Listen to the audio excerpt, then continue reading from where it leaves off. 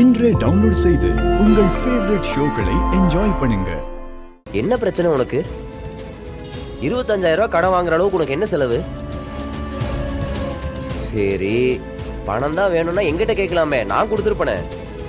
இதெல்லாம் விட்டுட்டு போய் அவங்கிட்ட இங்க வந்து சட்டையை பிடிச்சி சண்டை அது இதுன்னு அசிங்கப்படுத்திக்கிட்டு அவனே மீட்டர் வெட்டிக்கு கடன் கொடுக்குறவன் என்னமோ பெரிய உத்தம மாதிரி பேசிட்டு போறான். பார்த்தல்ல அப்பா எவ்வளவு சங்கடப்படுறாருன்னு. ஐயா, உன் கடை வாசல்ல வந்து அவன் சண்டை போட்டதுக்கு நான் உன்கிட்ட மன்னிப்பு கேட்டுக்கிறேன்.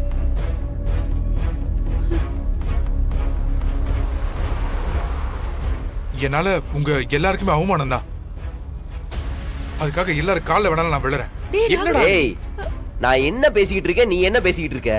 ஆமா, உன்னால அப்பா சங்கடப்பட்டது இல்ல பாரு.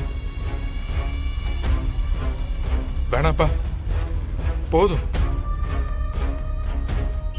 நீ கொடுத்த பணத்தை நான் திருப்பி கொடுத்துறேன்டா. ஆளை விடுங்க முதலாளி. ஏய், என்ன ஆளை விடு. டேய் இரு, அவன் உன் நல்லதுக்கு தானே சொல்றான். இப்ப எதுக்கு நீ இப்படி செய்யற? யாரும் எனக்கு எந்த நல்லதோ பண்ண வேணாண்டா. போதும், நீங்க பண்ண நல்லதெல்லாம் போதும்.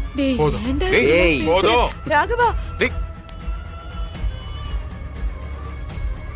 பாத்தியா எப்படி பேசிட்டு போறான்? பாத்தியா இப்ப நான் என்ன தப்பா பேசிட்டேன்னு இவனுக்கு இவ்வளவு கோவம் வருது? ஏதோ ரோட்ல போறவன் சட்டையை பிடிச்சா கேட்டுப்பாரு, அவங்கிட்ட கையை பிடிச்சு நின்று கெஞ்சுவாரு. கூட பிறந்தவனா என்கிட்ட பணம் கேட்கறதுக்கு அவருக்கு அவ்வளோ கஷ்டமா இருக்கு. அவனுக்கு கடன் கொடுத்தவன் ரொம்ப மோசமானவன். எங்க வந்து எப்படி கேட்டா பணம் கிடைக்கும் நல்லா தெரிஞ்சவன். ஏரியால விவரம் தெரிஞ்சவன் எவனும் அவங்ககிட்ட வரவு செலவு வச்சுக்க மாட்டான். அவங்ககிட்ட போய் கேட்கறதுக்கு இருந்த விவரம் என்கிட்ட கேட்டு தொலைய வேண்டியதானே. நான் அவனை விட மோசமாவ போயிட்டேன். அவர் தான் ஏதோ ஒரு ஆதங்கத்துல பேசிட்டு போறாரா, நீ அதை பெருசுபடுத்தாம விடு. நான் எதுவுமே பெருசுபடுத்தல வீரா. ஒரு விஷயத்தையும் பார்த்து பார்த்து செய்யறேன். யாரும் கஷ்டப்பட கூடாதுன்னு நினைக்கிறேன்.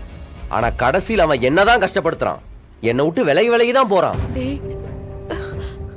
முன்னாடி எல்லாம் ஒரு சின்ன விஷயம் நடந்தா கூட என்கிட்ட சொல்லாம இருக்க மாட்டான். இப்ப என்ன விரோதியா பாக்குறாங்கிறப்போ தாங்க முடியல. சரி விடுறா, எல்லாரும் இப்படியே பேசிட்டு இருந்தா எப்படி? நான் அவன்கிட்ட பேசுறேன். இத பத்தி யாரும் அவன்கிட்ட எதுவும் பேச வேணாம். நான் வரேன் வீரா. கார்த்திக், பாத்துக்கோ.